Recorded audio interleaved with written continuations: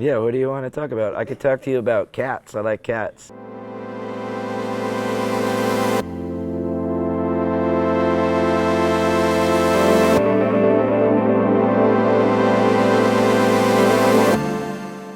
I mean, I think I like those big ones, but I don't want to own one. You know, like those people that own the cats and they get like a lion and then the lion eats their whole family? That's what you get, man. It's a lion. Hey, you know, if you bring a bear into the house, it's going to act like a bear. I think people get very surprised. Usually it's Americans that do that. You know, only Americans kind of usually do that. They go, "Oh, well, why can't I have a panther in my house?" Well, because it's a panther and it will eat you. Like there's a lady that had a monkey and in New York City and it ripped her face off. You know why? Because it's a wild monkey. That's what I'm telling you. And you know what that relates to? Your friends. If you have a bad friend, right? And then they say, "I'm sorry, I did that wrong." And then they keep doing it. You know why? It's like the scorpion and the frog. The frog gets on the back of the scorpion, takes him across the river, says, "I won't sting you." Then he stings him. And at the end, the frog says, "Why'd you sting me?" He says, "Because I'm a scorpion." So don't have a big cat in your house. That's the point of this story. I think people want to always be, you know, I think that good people do bad things and bad people do good things. I think that everyone has the capability to do both, you know, and I think that, you know, it's different. I think everybody does things that they, you know, wouldn't want to do. And I think everybody, but I don't think people inherently, you know, are necessarily like good or bad. I think that's very hard to judge. You know, I think that people are just people. And sometimes they do bad things. And sometimes you're the scorpion. Sometimes you're not. There's a good expression from that movie, The Big Lebowski, you know? And he says, sometimes you eat the bear, and sometimes the bear eats you. Goes both ways. But that helps me not like anyone. It helps me like not to get mad at people, you know? Because like if you just know that people, sometimes they do things that are gonna make you mad. It's all right. I'll do things that make some people mad sometimes. I try not to, but sometimes I do. And then that's part of life. I think that you just gotta not, you know, you just don't, if you don't take out your problems on someone else, I think that's a good start. That's a big thing, you know, if you can, like say you wake up on the wrong side of the bed and you're just like, "Oh, today." And then you see someone, maybe you take it out on them, just don't. Just keep it inside. It's okay, because it's not their fault. It's just you're in a bad mood. And once you see that, you can stop taking it out on other people. You know what I mean? I think that took me 36 years to learn. I learned it by being like grumpy, you know, like in the morning, taking it out on people sometimes. And then I realized that's not the way to do it. So said I was sorry, and then you just try to make a change, you know. It's one step at a time, you know. And that kind of opened up my music a little bit. Do you know that band Bright Eyes? The Conor Oberst? He's very like thoughtful songwriter, and he said to me one time, it's nice if you can write a song from another person's point of view, not always your own. So if you could try and put yourself in another person's shoes, and then you could sort of write from their perspective. And what I learned how to do that sort of by trying to sympathize with other people, you know, which took a lot of years to do, because sometimes people are, you know, you could be selfish, you know. I think most people are pretty selfish in general, and you have to be conscious to get out of that. You know, it's tough to do, like to think about other people in addition, I mean, you have to think about yourself, but you have to think about other people as well. That's hard to do, but it also frees your mind from just your problems, so you can look at the world and rather see it as all as one and rather than separate. So it's good. Helps you not to try and, like have like a success, but on someone else's back, they say. That's not good, I don't think. If you kind of like push someone aside or push them down and then you climb up, that's not a good way to do it. It's not a nice way to be because, there's that old expression like on the way up, the same face is on the way down. So you have to be cool. You can't be doing that stuff.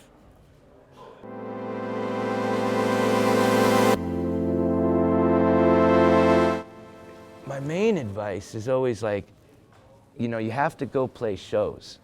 So you have to go on tour, and a lot of people, because the only way to tell people about your music is to go show them what you're doing. So you could do it online.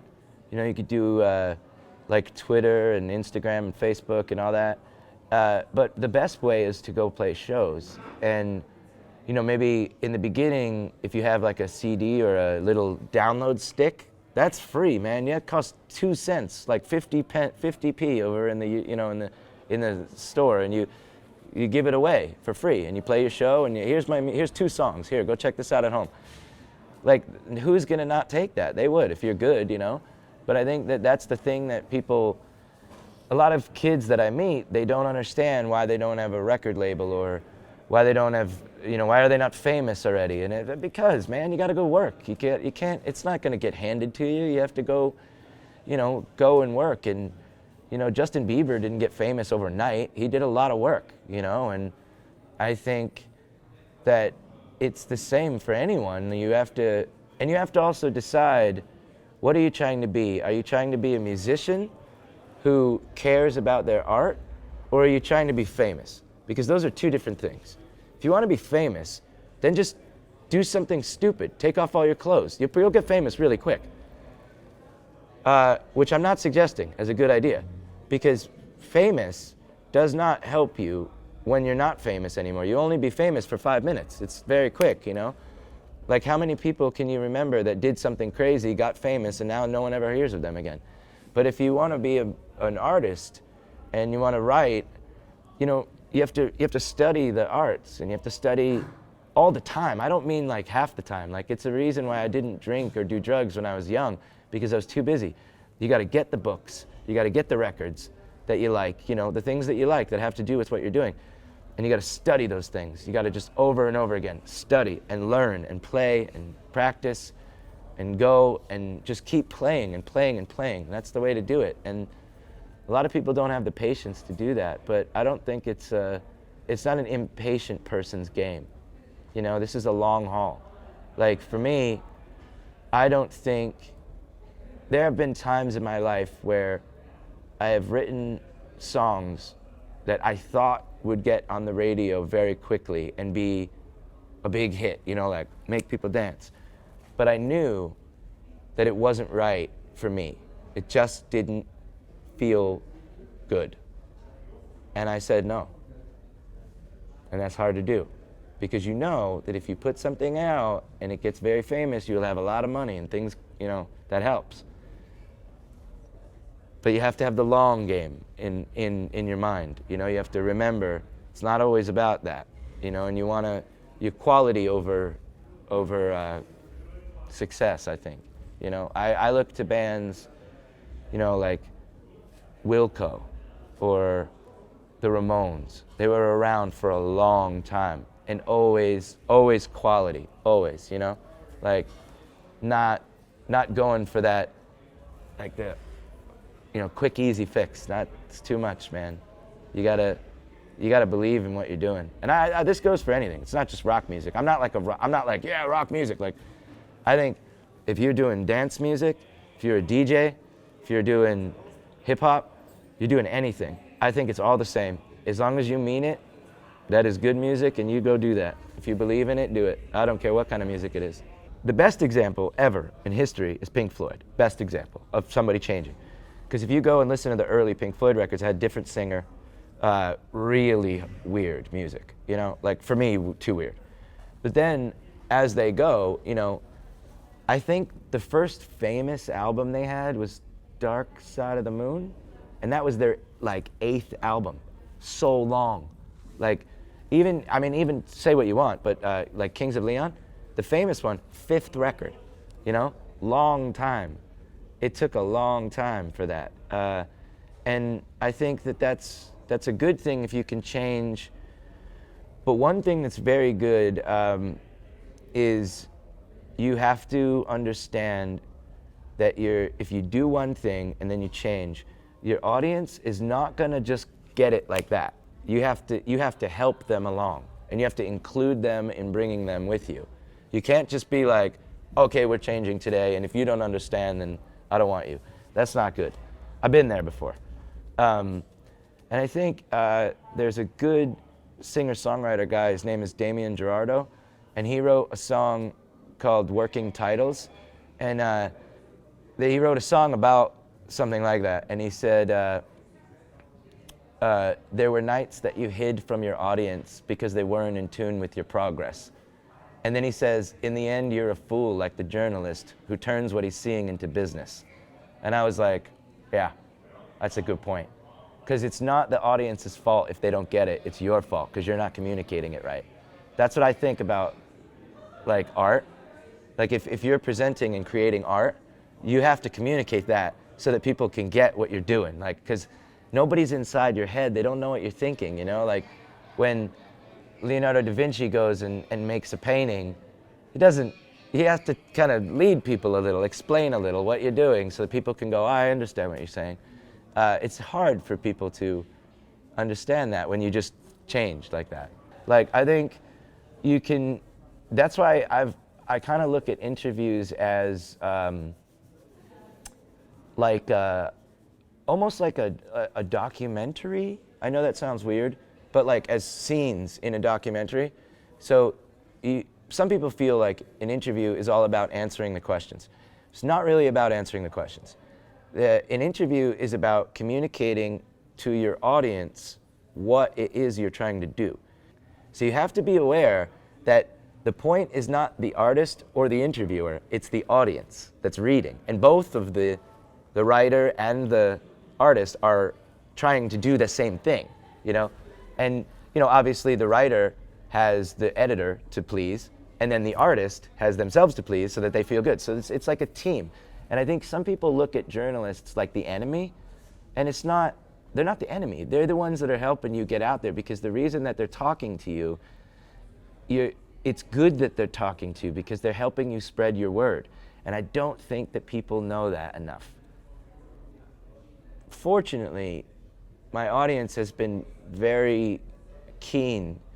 Like, I have a smart audience. You know, the people that like the music that I do, both Gaslight Anthem and solo or whatever, Horrible Crows, everything, they're very smart. They're smart people. So the cool thing for me is, so we go out sometimes and we do a Katy Perry song. And it's just for fun, you know, because I really like the song, but we change it. We make it a little like spooky, a little Tom Waitsy. And everyone gets it why we're doing it. And it's to show that just because it's a pop song doesn't mean it's a bad song. And that's the point, you know. I'm trying to show people that, you know, there's not a difference between Katy Perry and Taylor Swift and Bob Dylan and Bruce Springsteen. It's all the same because they mean it. You know, they mean what they're doing. They're not ingenuine, you know what I mean? Like, they're not like frauds, or they're not sellouts. Like, they're just doing what they do. And, you know, I've always been very non-prejudiced against other bands and other styles of music. Even music I don't understand. Like, I don't understand, you know, I'm too old to understand like EDM. I don't understand it. But I like it when I hear it. You know, I get it. I get the beat and the changes and the boop, boop, boop, boop, boop, boop, boop. Like, it makes my heart go, and I get excited. But I try to learn from it. You know, every time I hear something, I go, what can I learn from this? Especially hip hop music. Like the lyrics, best lyrics since Bob Dylan. In hip hop, best. Kendrick Lamar, best lyricist. I think him, Common, like even the early stuff, like, you know, NWA and all that stuff, like they took California and that one section in you know, in like, I think they were from Compton, right? I think. And they took Compton to the entire world. And they explained to dumb white kids in middle class America what it was like to live in Compton. And it made us go, that's hard. That's hard living. And I didn't feel like I was like in with them. Like it didn't make me feel like I'm gonna be a thug now.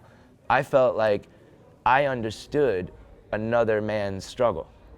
And that's what I think made a connection between me and like a band like that, you know?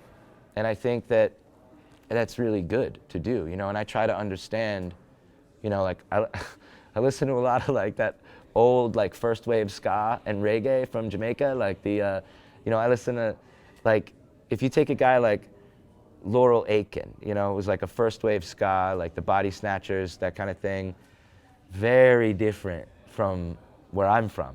But it helped me understand like some of the things that go on in Jamaica, some of the things, the Clash did that. They would take things from Jamaica and bring it to the world and say, hey, this is what's going on in Jamaica, you know, and this is what's going on here, this is what's going on there. I really like that, you know, and Tori Amos is good at that too.